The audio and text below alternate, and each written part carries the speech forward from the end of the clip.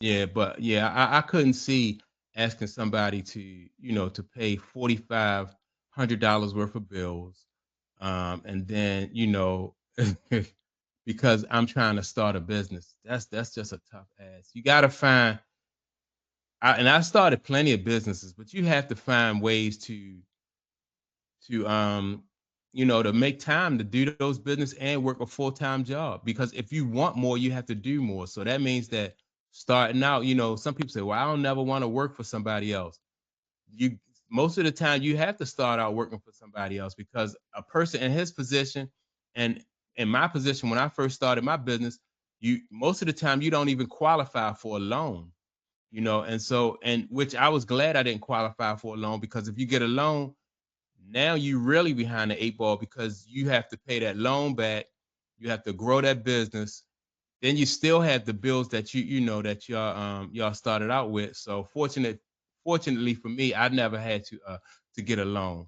But I understand this young lady right here, how the frustration that she going through, as far as with asking her husband to foot more the bills. I just think that people need to be more considerate of like what their partner is going through, and like you shouldn't even want your partner to work. Like I don't ask my wife to work no overtime or nothing like that, because I know that it's just a lot. No, we don't need it, but I wouldn't ask her to work no overtime. And so that's my take on it. I can understand her frustration. Some people comment about the fact that she was recording the exchange that they had. And I don't agree with, like, putting your business out in the street. But I think, again, I just think that this young lady was frustrated about this situation, and maybe she wanted some input from somebody else outside of their relationship. But that's the new, that's how it is now. Like everything now is on social media.